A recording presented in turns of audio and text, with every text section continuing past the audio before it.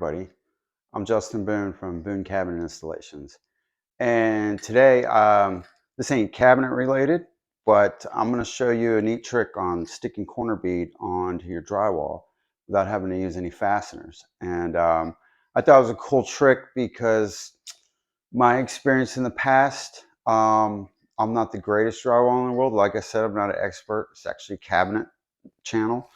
But I thought it was a neat trick, so I thought I'd share it. So this is some 3M90. You can usually purchase it at any hardware store, as far as I know.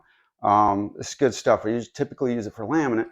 And being that we're a cabinet channel, I have contact adhesive laying around. So I figured, heck, I'd share this and show you guys. So this corner bead, I've already pre-cut it to go here.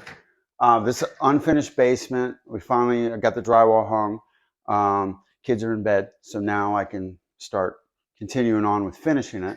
So I'm just going to show you this one corner here.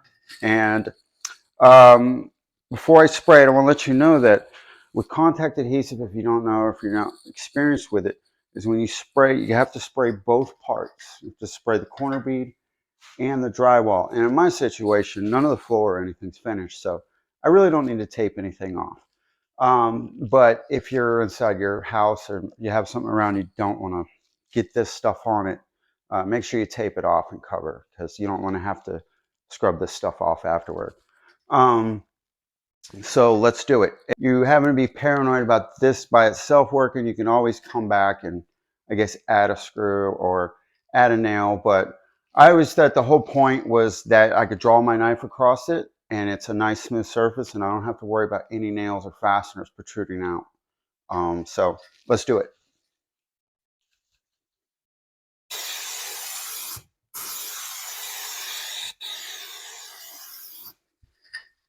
We're going to spray this part. Like I said, I am on rough concrete, so not too worried about it getting on the floor here. But you do not want to spray this on your finished floor, obviously.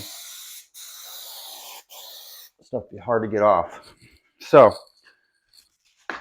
you let that sit.